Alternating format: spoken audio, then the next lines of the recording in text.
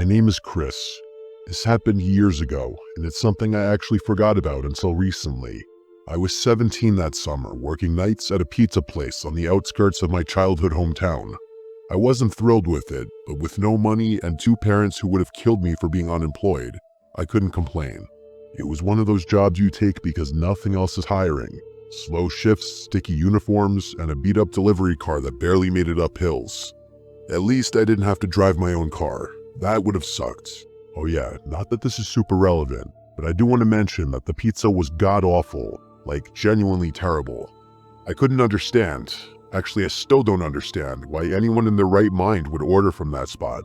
If not for the technology and relatively nice atmosphere it provided, I honest to God don't think we ever would have gotten a single order.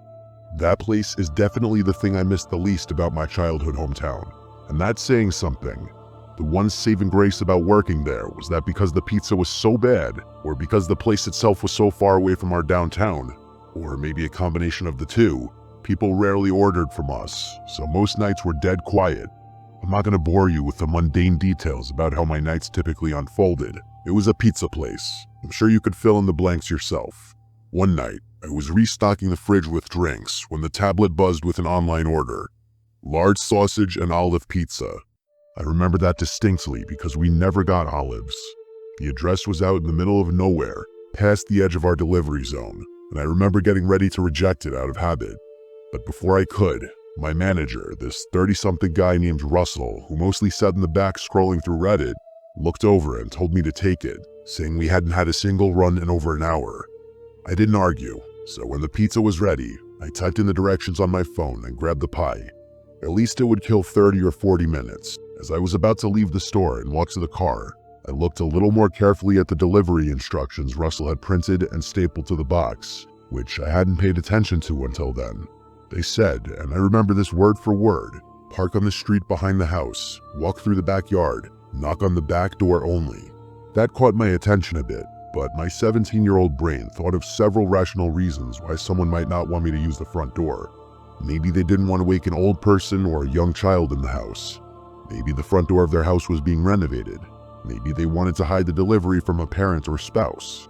It really could have been any number of things. Plus, all I could think about was how slow the night was and how much longer it was going to feel if I sat around folding boxes. So I just decided to do my job. But the second I stepped outside, I started having second thoughts.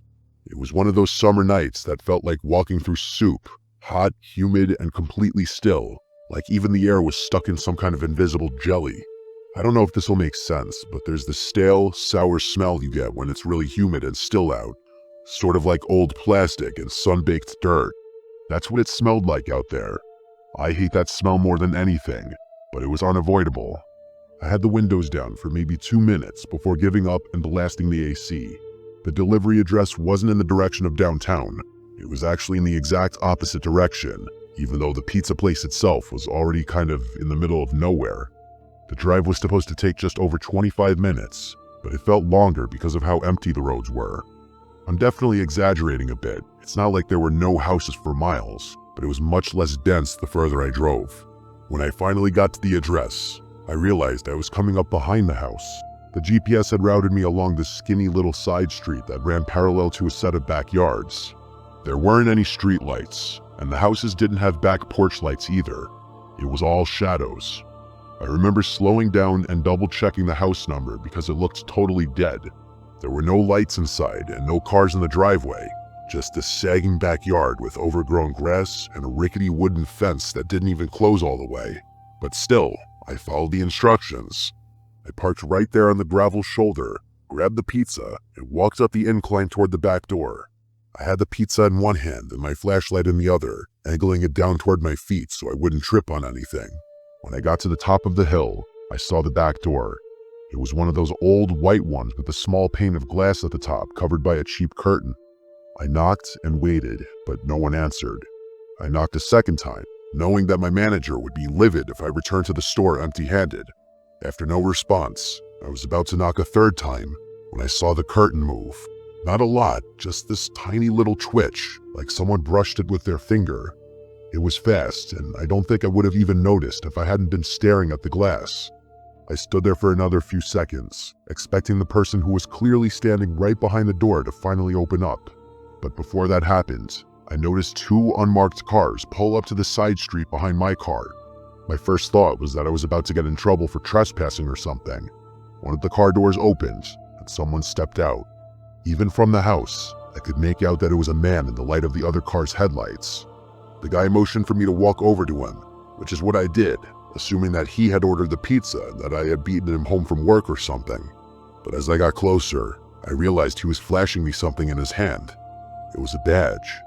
The guy was an undercover police officer, which I was able to ascertain because he wasn't wearing a uniform, just normal clothes. As soon as I got within a certain distance of him, he told me to head back to my car and wait there. That was it. That's all he said. So I did. I backed away slowly, climbed into the delivery car, and sat there watching. That's when I realized there weren't just two officers. There were 5, maybe more. All of them had flashlights, but none of them said a word. They moved stealthily, circling the house like they were trying not to be seen. Not one of them knocked or announced their presence, which I found strange. It was a pretty bizarre sight. I remember one of the officers reaching for the back door handle, the same one I had just knocked on, and gently trying it. When it didn't open, he just nodded at one of the other guys and backed off. It felt like I was watching something I wasn't supposed to see, and I guess I was. Eventually, the first officer came back to my car and crouched beside the window. I rolled it down, and he looked over the pizza box on the passenger seat and let out this short sigh. He was relatively vague with what he told me, but he didn't seem like a tool, just that he was trying not to say too much. Basically, he said that there was an ongoing investigation involving that property, and that he, along with the rest of the officers, were staking it out. He apologized for taking so long to intervene, and told me that I had pulled up the exact time they were repositioning their vehicles. I asked if he wanted to see the delivery order, and he nodded. I pulled it up on the delivery app, but I could tell it was useless. There was an associated phone number with the order, along with the delivery address and the first name, Jerry, but it didn't seem particularly helpful. The officer read it, took the number down, then told me to leave immediately. I expressed my frustration to him, saying that my boss was going to kill me for returning with the pizza, and the guy just shrugged his shoulders. Then he repeated his instruction for me to leave, and started walking away from the car. I was pissed, but there was nothing I could do, so I drove off. It took me the entire ride back for the whole thing to sink in. I didn't really grasp the gravity of the situation until stepping out of the car. If the police hadn't intervened when they did, something awful could have happened. I don't even know what. The more I thought about it, the more I realized that the threat of the police was probably the only reason the person didn't open the door to accept the pizza. But why would someone order a pizza if they were being staked out? Maybe the person inside the house didn't know they were being watched. Or maybe they did, and I was part of some test run. Like maybe I was the bait to see if the cops were watching that side of the house. Or if they left. The curtain moving, the silence, the timing. I don't know. What I do know is that I will never get an explanation for what happens, and thinking back to this incident is mostly a waste of time. I probably would have forgotten all about this if one of my high school friends hadn't brought it up the other week. I didn't even remember it at first. It's probably best I forget about it again. But I figured I'd share it here before that happens. This happened just last year. I'm 40 now, married with 2 boys, ages 7 and 5. I work in insurance, which sounds boring because it is. But we're stable, and that's all I care about at this point in life. A couple years ago, my dad passed away after a long bout with cancer. He left behind a beach house down in Delaware that I had never been to before because he used to rent it out year-round. It's nothing flashy or big, but it's in a fantastic spot, just 1 block off the boardwalk. My favorite part about it by far is the upstairs back deck that provides a really nice view of the ocean. We started going there every summer after he passed, using it as our escape. A week here, weekend there, it became our little family tradition. As much as my wife and I love spending time there, the boys love it even more. They'll spend hours on end playing on the beach, riding bikes, and exploring the town. It feels like a gift, something my dad left behind for us to enjoy. This story takes place during one of those weeks last summer. We'd gone down in mid-July, a Sunday through Friday kind of thing, when the crowds would thin out midweek and the beach was a little quieter. I remember the night clearly. It was a Wednesday. The boys had knocked out around 9:30 after a long day in the sun, and my wife and I were sitting on the back deck playing cards and sipping wine. That's when our older son, Jordan, came outside. He had this uneasy look on his face. He told me he kept hearing a scratching noise in his room, and it was keeping him awake. I glanced at my wife, then set my glass down and stood up, telling him I'd go check it out. I told my wife to hang tight. I figured it was probably just generic house sounds. It is a pretty old house after all. The boys don't share a room, so I figured there was no need to wake our younger one. I followed Jordan downstairs to his room, and he pointed to the wall near his bed and motioned for me to be quiet. We both stood there for a while, and I didn't hear anything at first, but I didn't want him to think I didn't believe him. So I stood there a little while longer. After maybe 20 seconds, I finally heard it. Faint at first, but definitely there. A soft scratching sound, just like he had described. I crouched down and pressed my ear to the wall. It didn't sound like an animal up in the rafters or anything. It sounded like it was coming from inside the wall, lower down and closer to the baseboards. That's when I heard it. Breathing. Not an animal, definitely not. It was deep, slow, human breathing. I flinched back and let out a sharp "Jesus Christ," without even meaning to. And then, I'm not kidding about this, I heard the most guttural and angry scream I've ever heard ring out from somewhere inside the wall. It caught me so off guard that I yelled out again, a feeling of existential dread hitting me right in the face. I grabbed Jordan by the arm and yanked him out of the room. We ran down the hall to get my younger son, Scott, who was still sound asleep. I didn't even give him the chance to open his eyes. I just scooped him up in my arms and ran. I needed to get back upstairs to the deck where my wife was. That was the only other thing on my mind at that point. As we reached the base of the stairs, I yelled for her, and then I heard another scream come from somewhere behind me, only much closer this time.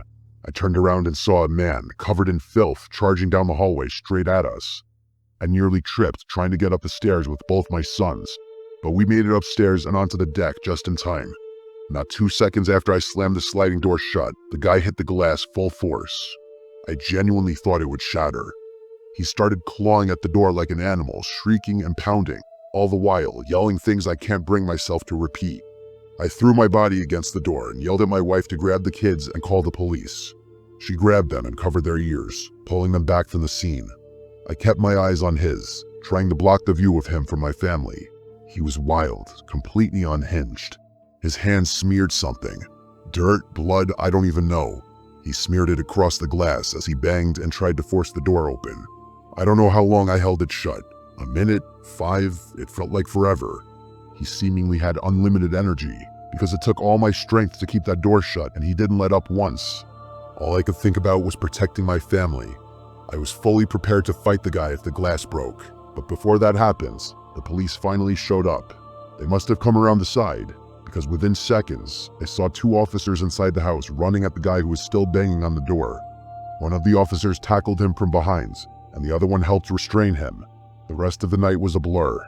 After getting that guy out of my house and in the back of a police car, the officers asked me for my version of things, which I told them. Together, the 3 of us inspected the house to try and assess how that man had been inside the walls and how he had gotten out so quickly. Turns out, the house has a crawl space I didn't know about. There's an entrance underneath the back porch that you wouldn't know was there unless you were looking. From there, it leads into a standing crawl space that runs alongside the foundation and has a second access point through a loose panel in Jordan's closet. I had no idea it was there. I had never done a full inspection of the house when I'd inherited it. Hell, I didn't even bother refinishing it. A few days later, I got more information from a detective who called to follow up. He told me the perpetrator admitted that he'd been staying in the crawl space for months, that he had discovered the crawl space entrance during the off-season, and was planning to harm my family that night for intruding on his, quote, new home. Apparently, the guy had been stealing food from both our house, which we somehow did notice, and our neighbor's trash bins. We didn't go back for the rest of the summer, not out of fear of something else happening, but out of trauma. I didn't want to bring my wife or kids back there for a while, and they didn't object. I hired a crew to seal off the crawl space completely, and once that was done, I was finally able to relax a little. We've been using the house again this summer, and I'm glad to say that things are back to normal, or at least as close to it as we're gonna get. I grew up in a kind of rural area where you could ride your bike for miles without seeing another person. Like a lot of people, my favorite season was always summer. It still is actually, but it's been a while since I lived out in the country, so summer's lost a little bit of its charm. A lot of what made summer so special to me is tied to life in the middle of nowhere. There was something about the warmth, quiet, and emptiness I loved. something I could never find in the city. It's hard to explain, but I just felt so isolated, but in a good way. Like I had my own little corner of the earth, all to myself. Like I could disappear for hours and no one would know. Summer nights were always the best. The darkness added to the feeling of privacy and freedom that the little girl I used to be craved. I was 16 at the time. I had a friend back then named Taylor. She was a little more reckless than me, always pushing the limits in small ways. One random night in July, we decided to go stargazing. Just us, 2 bikes, and a bottle of wine. It wasn't the first time we had done something like this. Actually, it's something we did quite often. That is, until what I'm about to tell you happens. Come to think of it, this was probably one of the last times we went stargazing together. We didn't have a specific plan, just a direction. We wanted to go somewhere new, since the old spots were getting a little repetitive. Taylor said she knew a good spot past the edge of town, some abandoned stretch of farmland where nobody ever would bother us. It was sometime around 10 o'clock when we left. I'm not sure how long we biked, maybe 20 minutes, maybe 30, but we didn't stop until we were past anything even remotely civilized. At some point, Taylor just stopped her bike abruptly and told me we were here. I wasn't really sure what here meant, since there were no descriptive landmarks around, but it still felt perfect.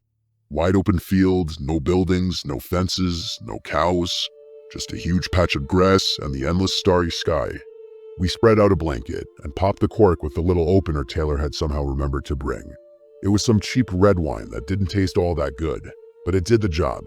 We laid there for a while, passing the bottle back and forth, pointing out the few constellations we remembered by name. Our goal on nights like this was always the same: try and spot a shooting star. At one point, Taylor asked me if I thought we'd actually see one, and I told her probably not, but to keep looking anyway. They're not as uncommon out in the country where you can see so many stars, but you still have to pay attention. Shooting star or not though, we were having a great night. The wine was definitely doing its job, and I started feeling myself slipping into drunkenness. It was the kind of night that made you feel like time didn't exist, kind of like what I was talking about earlier. This isn't super relevant to the story, but it's one of the few things I remember about the night, so I'm going to quickly tell you anyway. There was a very brief moment that felt like a blip in the rhythm of the night. We were leaning back, and Taylor looked at me in this way that made me wonder if she wanted something more than friendship. Growing up, I always had that suspicion about her, but it was never motivated by anything more than curiosity. But that night, it felt a little stronger than I could recall it ever being. I didn't ask, didn't say anything. That kind of thing just wasn't talked about openly where we grew up. And besides, maybe I was just tipsy and reading too into things. Either way, it passed. We laughed about something dumb she said, and then looked up just in time to catch a shooting star streak across the sky. If anyone has ever seen a shooting star, they know the uncontrollable reaction it elicits. Like, you just can't help but laugh or shout something out into the night. The two of us giggled, and Taylor told me to make a wish.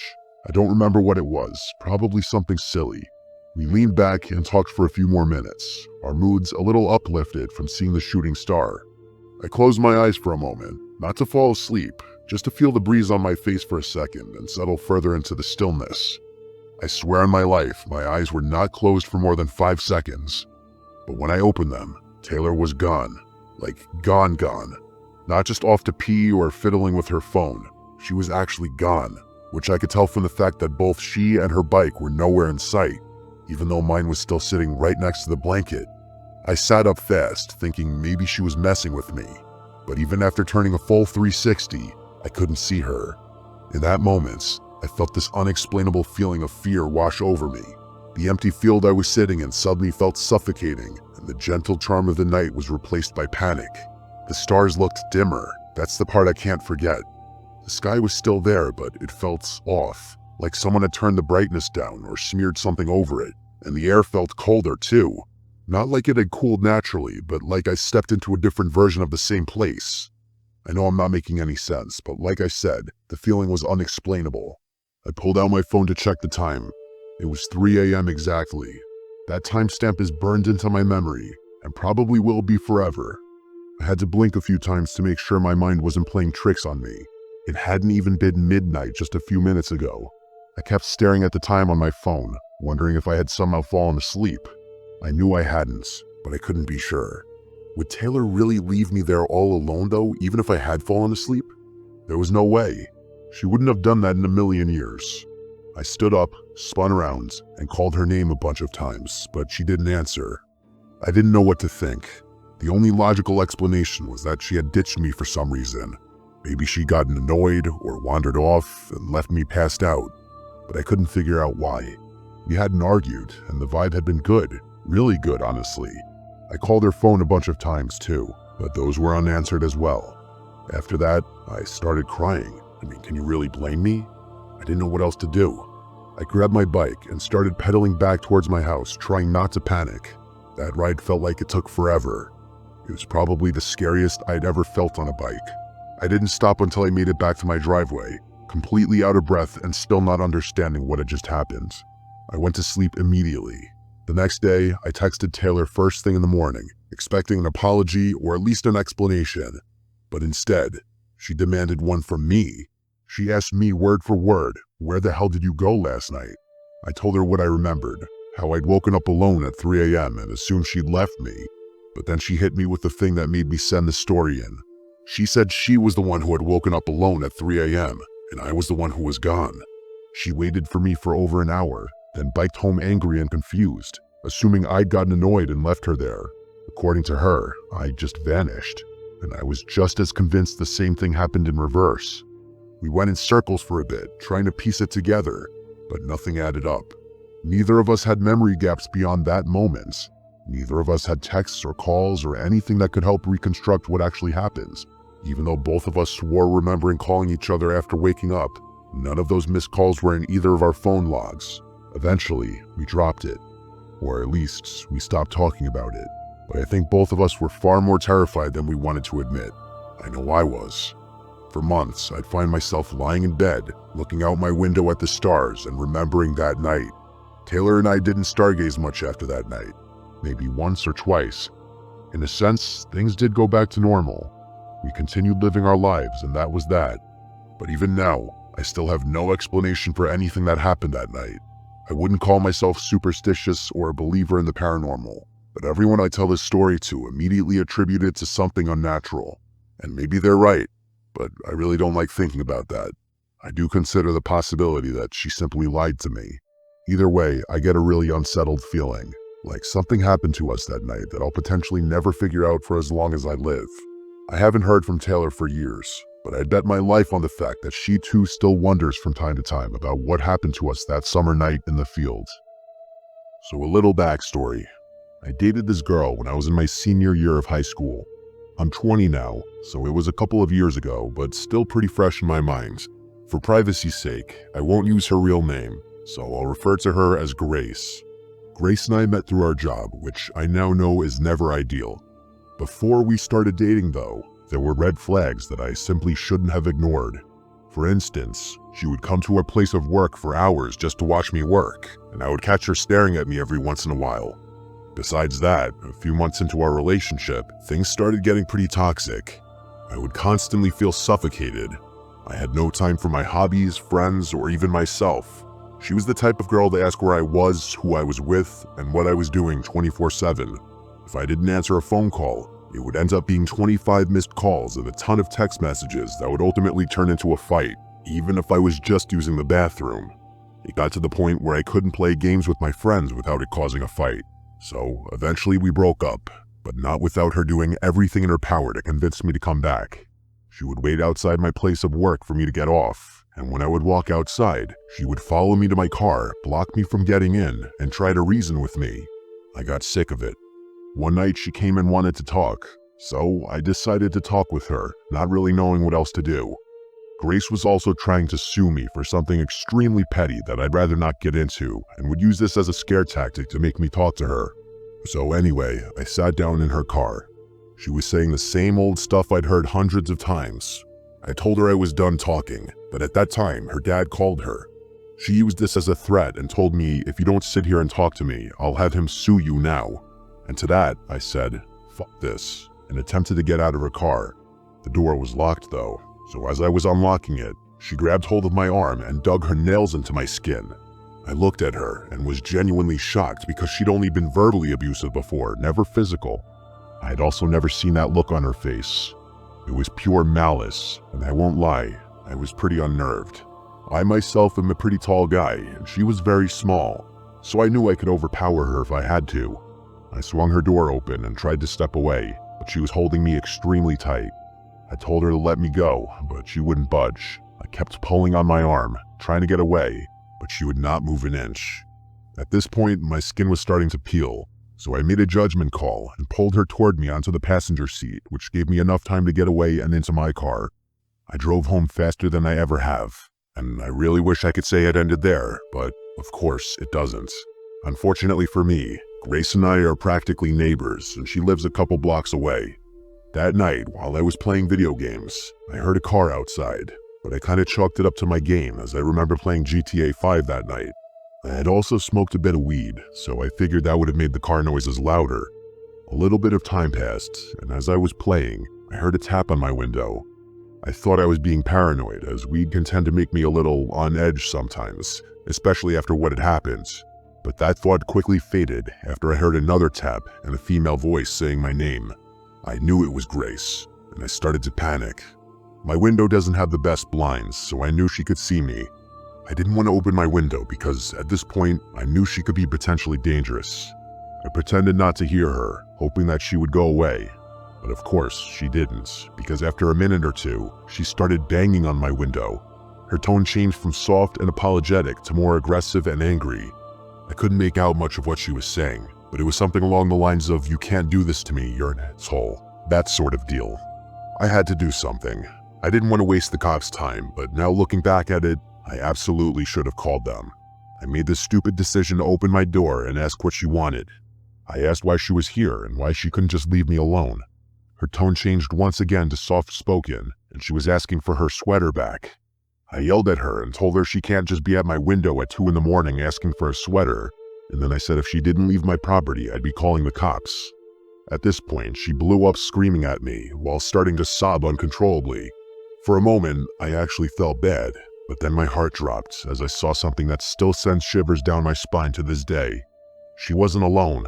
To the left of her was a thick tree in our front yard, and peeking out from it was a hooded figure. She saw me move to focus to the tree, and she knew I saw them. She reached for my arm and grabbed me, and as she did this, I saw the person run out from behind the tree, but I couldn't make out any facial features. It didn't matter because they were sprinting toward my window. In that moment, my fight or flight kicked in. I slammed my window shut on Greg's arm. She screamed out in pain and pulled it back. I slammed it shut and locked it just before the other person reached my window. My heart was racing and it felt like I couldn't breathe. I showed them my phone dialing 911, and at that, they hurried back to her car, started it, and drove away. I was in total shock, not even comprehending what had just happened. They sent an officer to my house. He took down my story and told me they'd call if anything came of it. Of course, there wasn't much they could do, as there was no evidence anything happens, like most 911 calls. As far as I know, she never had any legal action taken against her. As for what they wanted with me, she's also gotten people jumped and robbed before, so I wouldn't doubt they wanted to do that, or possibly worse. I'm just extremely lucky that the person hiding behind the tree decided to peek out. My name is Amy, and I haven't really slept much since last Tuesday. Not because I can't, but because I don't feel safe closing my eyes anymore. That's what happens, I guess, when someone you thought you knew turns out to be capable of something you only expect from horror movies. I broke up with my boyfriend Tommy 3 weeks ago. It wasn't dramatic, at least not at first. We'd been dating for just under a year. In the beginning, he was sweet. He was overly attentive and always texting and calling like any partner wants. At first, it felt like real love, the kind you think you're lucky to have. But over time, it turned possessive. He'd get upset if I took too long to reply. He'd ask weird questions like who I'd smiled at that day or if I had seen any guys looking at me. Sometimes he'd show up at my job unannounced, just standing outside the window like he was checking in. He even showed up to the bars I was at with friends if I was having a girls' night out, and then forced me to come home with him. My friends started to hate him for these exact reasons. He never trusted me, but I didn't end it until he started asking if I'd ever consider putting a tracker on my phone to keep each other safe. Not to start sharing each other's locations, but to literally put a tracker on my phone. That was the last straw for me. I told him it was over, and in response, he cried at first, but then he went silent. I remember hanging up on our last call with this strange tightness in my chest, like I was waiting for the other shoe to drop. For a little while, things were quiet. I blocked his number and tried to move on. I started going back to the gym, cooking real meals, just trying to feel normal again. But about a week after the breakup, I started getting strange messages. Not from Tommy, or at least not directly, but from random numbers with no name or context. They were short, usually just a vague single sentence. I didn't reply to any of them. That's a surefire way to get a spam number to know to keep harassing you. I just blocked each number as it came. I did not tell my friends. I told myself it was probably a scam or some spam bot because I've always gotten spam texts. But then things moved beyond just random texts. One night, I was in bed and had to get up to pee. I went into the hallway outside my bedroom, and before entering the bathroom, I thought I heard a soft noise come from downstairs in the foyer. I'm not the type to go check on a noise. I get scared in the dark, hence why I always like being in a relationship so I don't have to stay alone all the time. I didn't go down to check it. I convinced myself it was a radiator clicking or something. I've lived in this apartment for almost 2 years, and most of that time was spent living with my ex George and then Tommy the remainder of that time, but hardly ever alone. I know the sounds it makes, and honestly, that sound was not one I'd heard before. So after I went to the bathroom, I went straight back into my room and jumped into bed, thinking the thin sheet of blanket cloth would protect me. Another night, around 2 a.m., I could have sworn I heard a door in my apartment open from outside my room. That was the sound that woke me up, so I wasn't 100% sure of it. It could have been part of my dream maybe. Still, my heart was racing. I texted my family group chat with my siblings and my parents, just saying, I keep hearing noises every night, I'm getting scared. Of course, they were all asleep though, so I went back to sleep. That weekend, I came home from visiting my sister and immediately felt like something was off. Nothing was missing or broken, but I felt like maybe doors were left open at angles that they weren't left before. It may sound far-fetched, but it's not. I have a habit of leaving doors closed or near closed when I leave my apartment. All the doors were basically fully open in the entire apartment. There was no draft at all. I keep the air conditioning on most of the time. I walked through the apartment slowly, checking each room. My stomach dropped when I saw that the hallway closet was slightly open. Now I knew something was wrong. I always leave that closet door closed. There's no reason to leave it open, and plus, the door tends to swing out if I do leave it open. I stared at it for what felt like a full minute before I approached. When I pulled it fully open, nothing was there. Just coats and shoes, same as usual. That night, I pushed a chair under my bedroom door and slept with a knife under my pillow. I kept the bedside lamp on. I must have dozed off at some point because I woke up to the sound of something moving. Just a soft shuffle. I sat up slightly, confused, and then I realized the light was now off and the room was dark. I looked toward the door. I could see it was open, but I had wedged a chair under it. How could it be wide open? At first, I thought maybe I dreamed wedging the chair and leaving on the light, or maybe I'd gotten up in my sleep, but I quickly found out how wrong I was. I saw something at the foot of my bed in the dark. I swear I couldn't tell what it was. It was just some black mass in the dark. But when I finally started realizing that what I was looking at was the top half of someone's head, it was too late, because I felt 2 hands start caressing my feet, and I completely lost it. I screamed so loud until I had no air left in my lungs, and I instantly recognized Tommy's voice telling me to calm down. But when I kept screaming, he got on top of me and put his hand over my mouth. He told me he wasn't there to hurt me, just to talk. He said he wouldn't let go of my mouth until I agreed to be quiet, so I nodded. The first thing I asked him was how he got into my apartment, and he said he made a copy of my key when we were together just in case there was ever an emergency. He never told me he did this. Straight psychopath behavior. He must have snuck out overnight one night with my keys to do it somewhere. As I sat there listening to him, I debated pulling the knife, but I was too scared to do so. I knew if I did that, I had to actually be ready to use it. He kept saying over and over how he wasn't there to hurt me, just to talk, but it seemed like he was simply there to scare me into agreeing to get back with him, and I truly was too scared to say no in fear of what he might do. So I said yes, but I asked him to simply leave for the night because I was shook. I think he was there in my bed for half an hour total before he left, and when he was gone, the first thing I did was call the police and explain the break-in. I said I was scared that he was still on the premises so that the police would actually come. When they did, I made an official police report, which I later used to file a restraining order against Tommy, with enough people backing up my claims, since I couldn't actually prove he broke into my house. A detective later traced the fake numbers back to his cell phone through some fake phone number app, which was also helpful in getting the restraining order. I stayed with my parents until I was able to get a new apartment.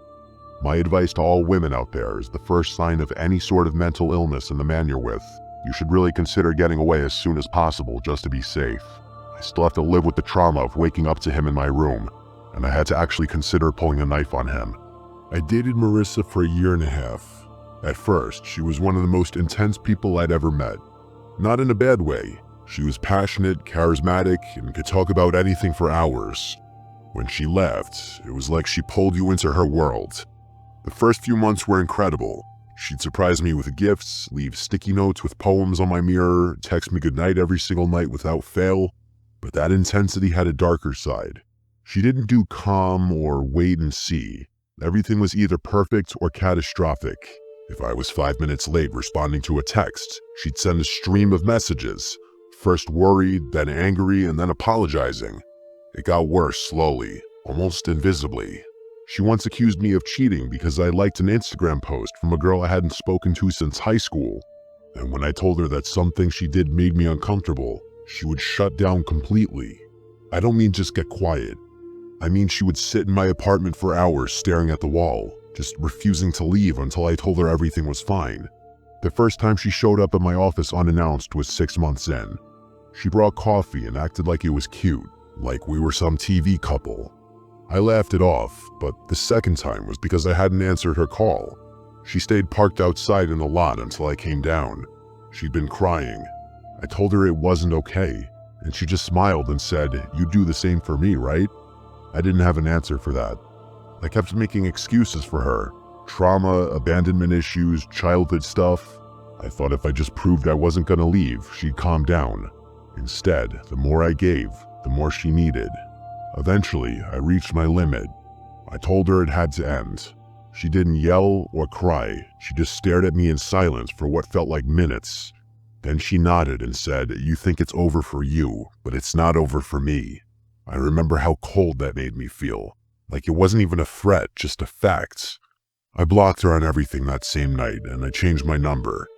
I even asked my building manager if I could get a different unit.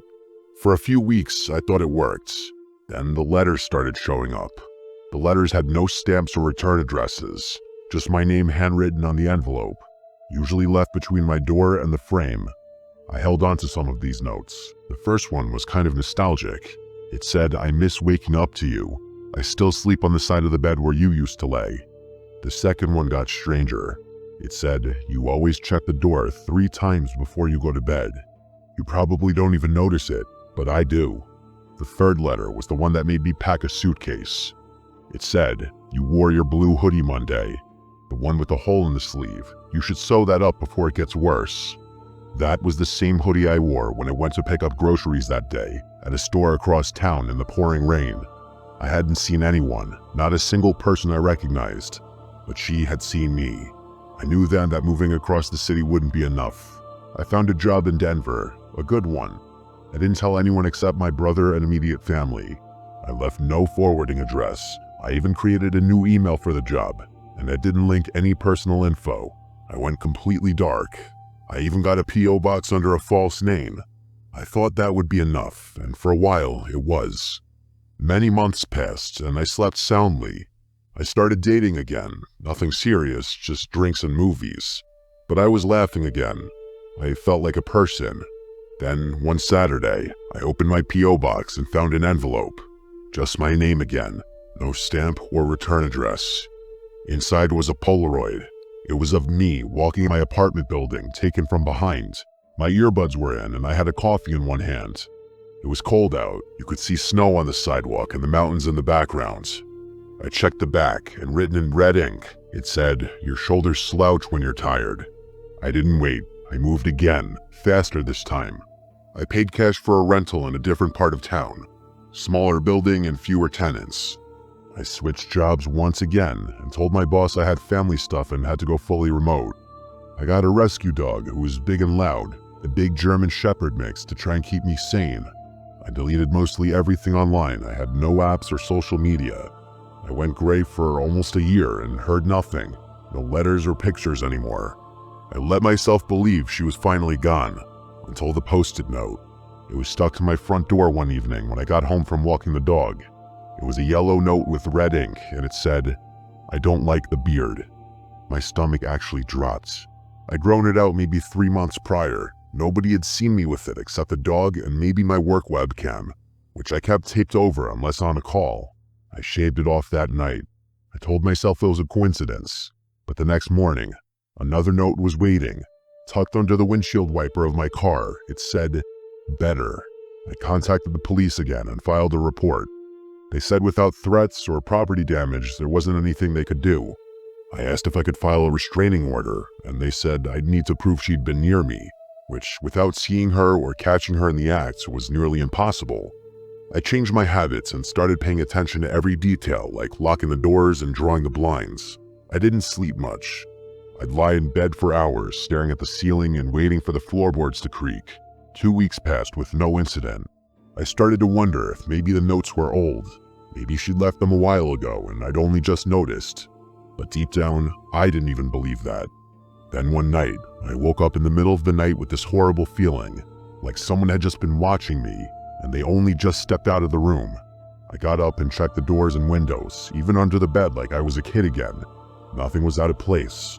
But the next morning, taped to the outside of my front door, was a small envelope like someone had taken their time to align it perfectly. Inside was a photo, one I hadn't seen in years. It was Marissa and I in a boardwalk photo booth from back when we were still together. We were smiling and her head was on my shoulder, but her eyes had been stretched out in deep gouges like someone had used a needle or a pin. I moved again, not across town this time, but out of the city completely. I found a small cabin 3 hours into the mountains. It was isolated and surrounded by pine trees with only one road in. I paid in cash and used a fake name on the lease, which was a month-to-month payment system, and I left my old smartphone behind, getting a second phone number in the process. I bought a burner phone for emergencies mainly. I worked remote through a company-issued laptop that only connected through a secure VPN. No one besides my immediate family and my best friend knew where I was. I kept to myself. The only quote-unquote visitor I got was my Uber Eats driver delivering occasional groceries. For a whole month, I barely even went into town. It all finally worked, until I heard footsteps outside crunching the snow. My dog went ballistic. The next morning, I found the footprints. They were shoe marks and they went from window to window. There were no notes or anything left anywhere on the house though. What else was I to assume other than it was her? That she found me again?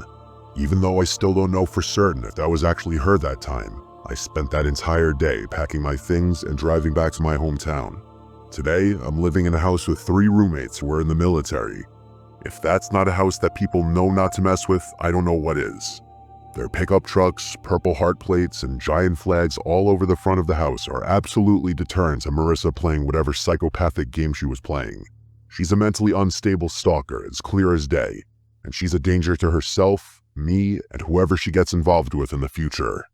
I just wish law enforcement was more willing to step in and do something before something really bad happens. My girlfriend and I recently moved into our new house. It's honestly the home we've been dreaming of, the perfect fit for us.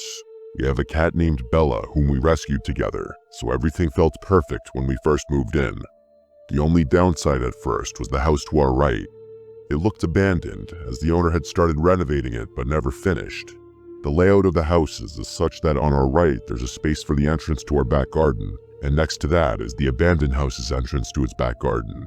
There's no fence separating the two, as the owner removed it to install a new one but never completed the job, leaving both back gardens with open access. Behind the abandoned house is another property separated by a fence. From what we could see, several young men lived there. Occasionally, when we returned home, we'd see them cutting through the neighbor's back garden to reach the front of the street. We didn't think much of it at first. Maybe they knew the owner and had permission. Fast forward to our first night in the new house. We were sitting in the back garden enjoying the space and looked up at the houses behind us, just out of curiosity. That's when we noticed a man staring blankly at us from a window. He wasn't hiding it, he made it very obvious. There was no expression on his face, and the room was dark, which made the whole thing even more unsettling. We assumed he was just curious about his new neighbors, but after half an hour of that blank stare, we decided to go inside. The next few days were normal. I went to work, and my fiancée continued unpacking. One night, we decided to sit in the garden again. It was dark, but we enjoyed looking at the stars and having deep conversations, until we heard the makeshift wooden board fence being moved. 3 men appeared, standing there, staring at us.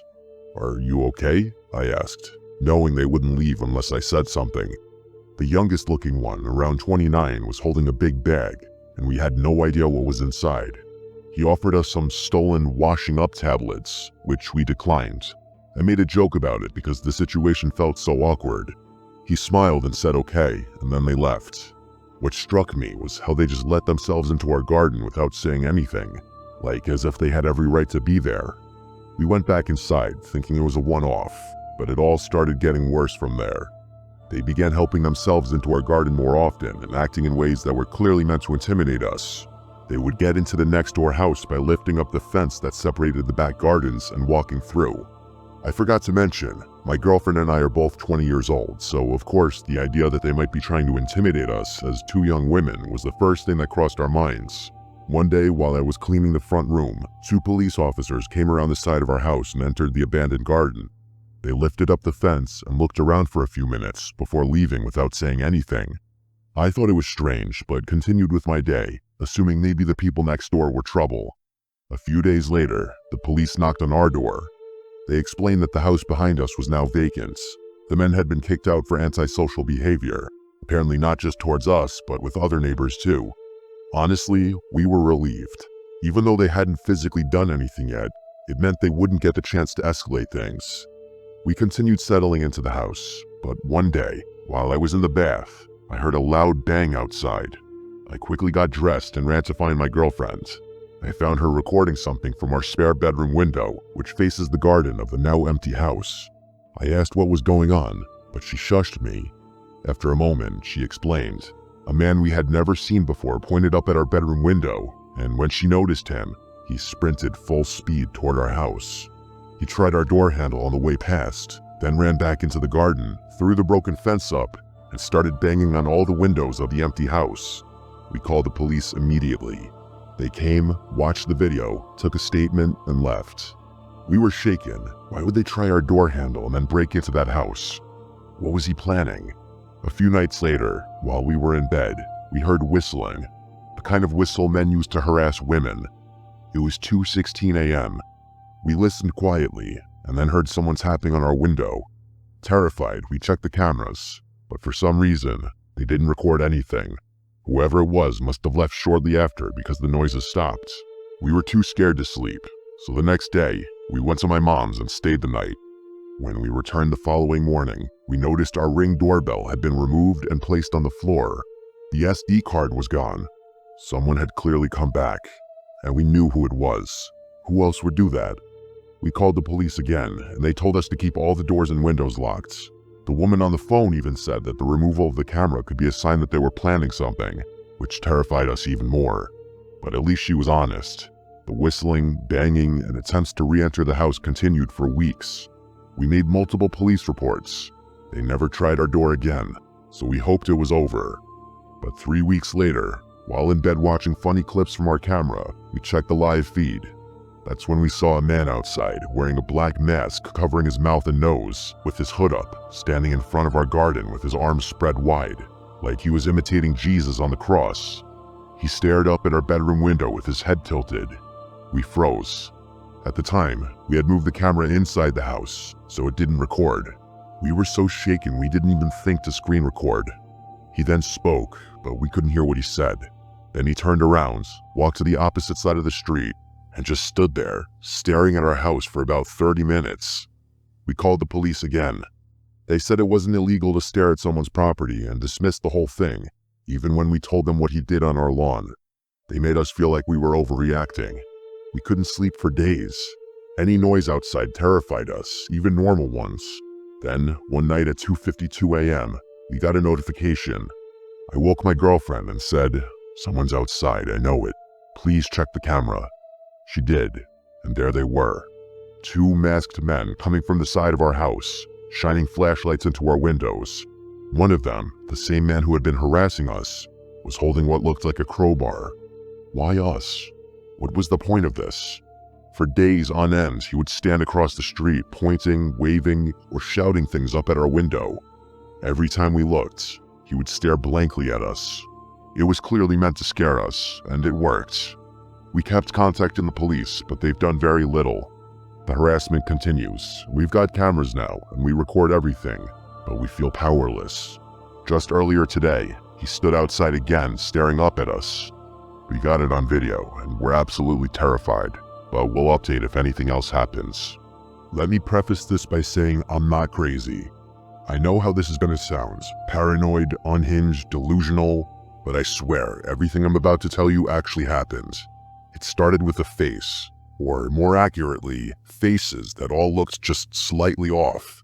3 months ago, I ended a relationship with my ex Caleb. We'd been together almost 2 years, and the breakup was long overdue. Caleb wasn't violent or anything, he never hit me, but he was controlling and possessive in that low-key and calculating kind of way. Perhaps the worst kind of way. He'd do things like track when I'm on my phone and quiz me on things I'd done that day to see if I'd give the same answer twice.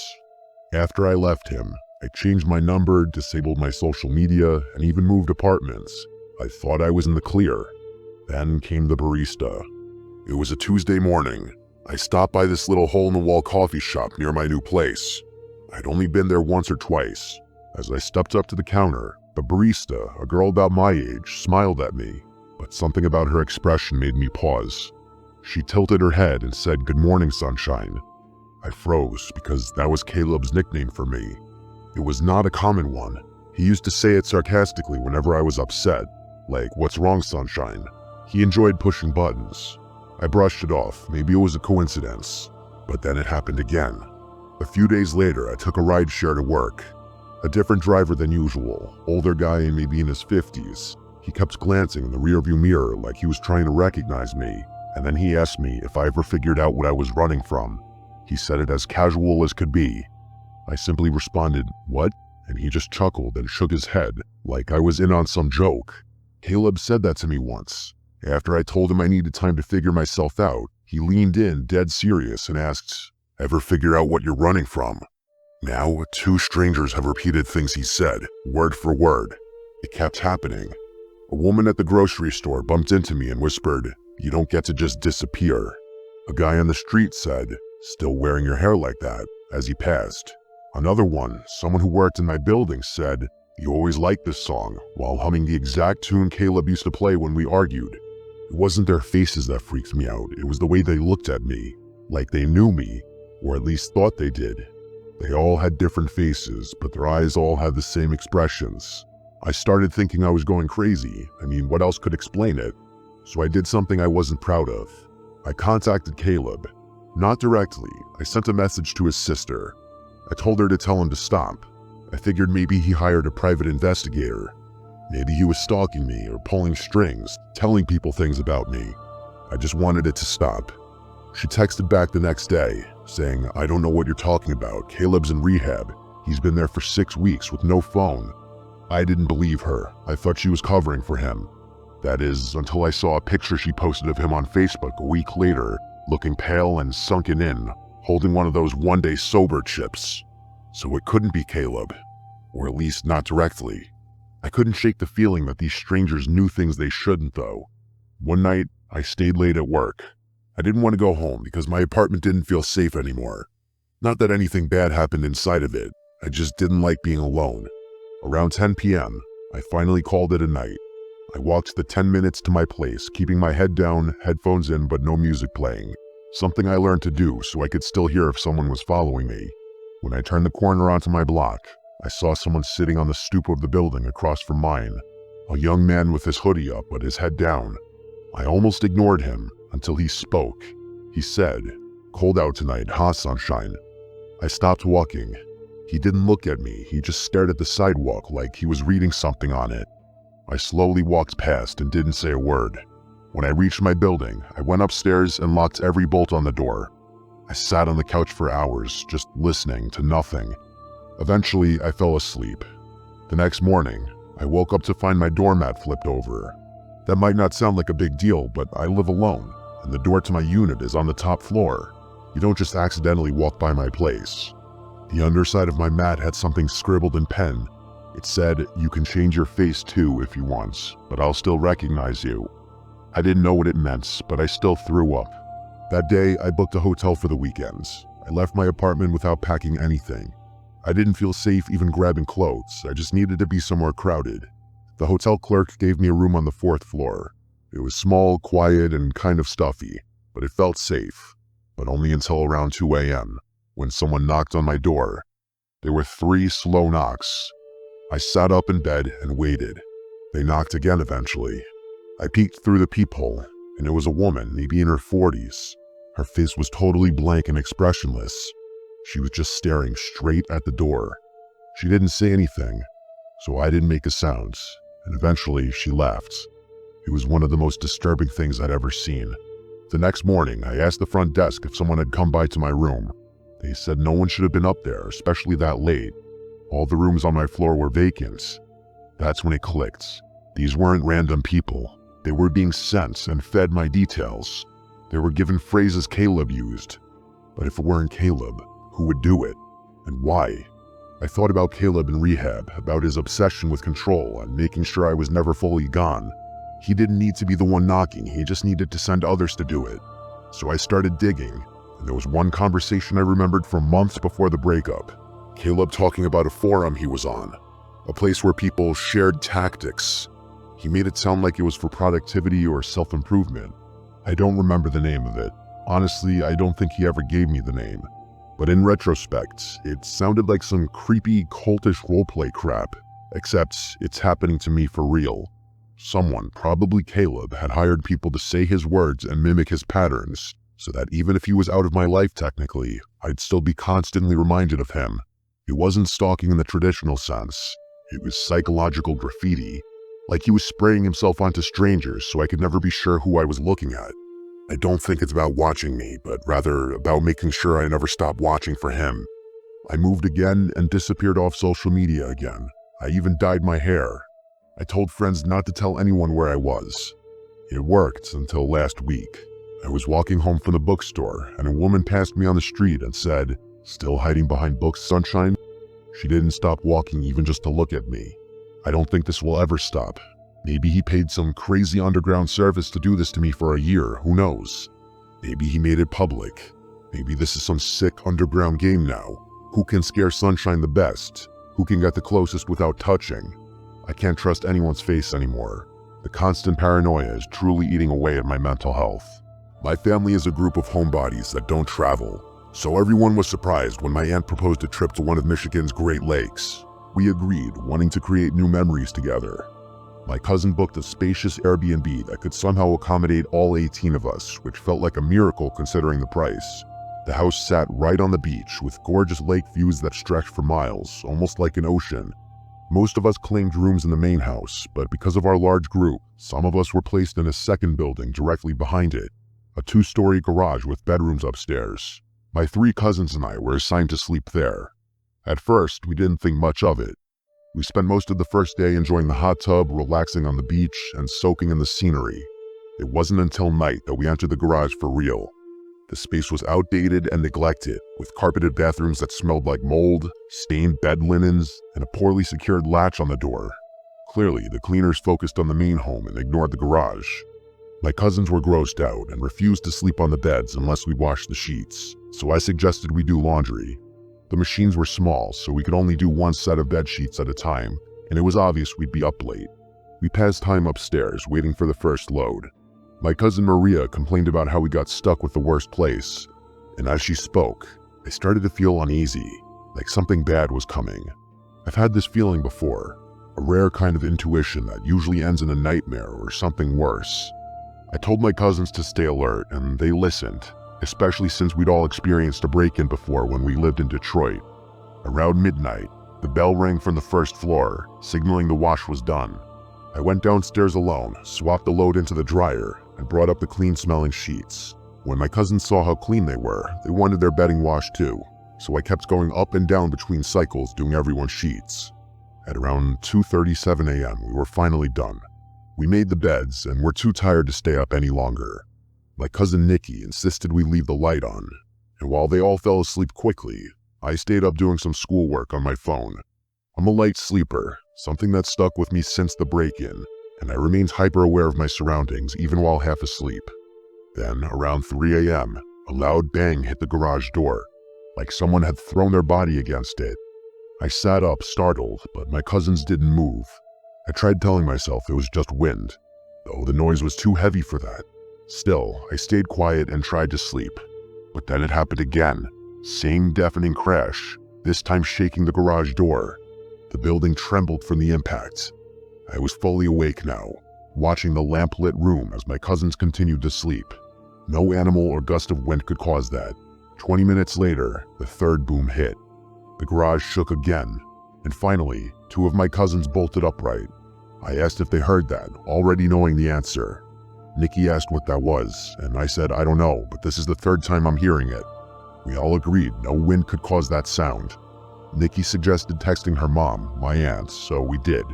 It was 4:11 a.m. when she responded, realizing something serious must be going on. She woke my uncle, who ran outside to check the property. We stayed upstairs, too afraid to move, until we heard knocking. It was my uncle at the door, and when we opened it, we saw him standing there with my dad and a few of our older male cousins. That's when I knew it was serious. There was no wind, no one playing around. My uncle told us to grab our things that were going to the main house. Then he said there was someone on the property, and that's what made my heart sink. I threw everything into my suitcase, and we all rushed out of the garage. Once inside the main house, most of the family woke up for the noise and commotion. We sat in the living room, trying to piece it all together. I told them about the first 2 loud crashes, and my cousins confirmed the third. My aunt explained that when my uncle went out to investigate, she followed him. He shouted hey at someone standing behind the garage. The door to the main house slammed behind her right then, and there was no wind to explain it. She feared someone might have slipped into the house, so she ran to wake my dad and cousins. After searching, no one else was found inside. Then my uncle described what he saw. A man stood behind the garage, not hiding or moving, but staring like he wanted to be seen. When my uncle called out, the man didn't flinch. He simply walked away and vanished, not into the darkness, but into thin air. The leaves on the ground didn't crunch, and there were no footsteps left behind. My uncle's not someone who makes up stories either. He's a serious, logical man, which made everything scarier. My brothers added that they found 2 jester cards, one in the main house and one in the garage. The one in the garage was twisted and demonic looking. One cousin pointed out that jesters symbolize mockery, and loud sounds happened around 3 a.m., the so-called devil's hour. It was as if we were being taunted. My uncle had even checked for footprints, but saw only his and my cousin's, not the man's. Another cousin drove down the road during the incident to try and spot someone fleeing, but found no one. That day, no one returned to the garage. We squeezed into the main house, on floors, couches, anywhere there was room. My mom gave up her bed so we could sleep more comfortably. On the second night, she slept on a couch by the large windows and woke around 4 a.m. to footsteps on the porch. She didn't dare open her eyes. She was afraid of seeing someone looking in. Then she heard someone trying the basement door. It had a weak lock, and my brothers and male cousins were sleeping down there. The door rattled as someone tried to break in. My mom rushed to the basement, but by the time she reached the beachside entrance, no one was there, and all the boys were still fast asleep. That was our last night. Though we planned to stay until Tuesday, we left Monday instead. On the way home, we couldn't stop talking about what had happened. When my mom found out I had been going downstairs alone during laundry, she theorized that someone might have been watching me and thought I was alone in the garage. The time between my last trip downstairs and us going to sleep lined up way too well with the banging sounds. Theories started to form. Some of us thought it was a neighbor trying to scare us off. Others believed there was something paranormal, especially because of the jester cards. My aunt pointed out that a normal person would have run when my uncle spotted them, but this man didn't run. He just watched and disappeared. We contacted the Airbnb host, who claimed she'd review the footage from the camera above the garage door, but we never heard back. It made us wonder, did she know the man? Was he a neighbor? When we first arrived, my sister and cousin had walked the beach and passed a woman next door. She watched them coldly, without friendliness or a greeting. just an unfriendly gaze. The house was in the middle of nowhere, and we understood how constant Airbnb guests might annoy locals, but we were respectful. We didn't deserve what happened. This was our first family trip, and hopefully not our last, even after everything we went through.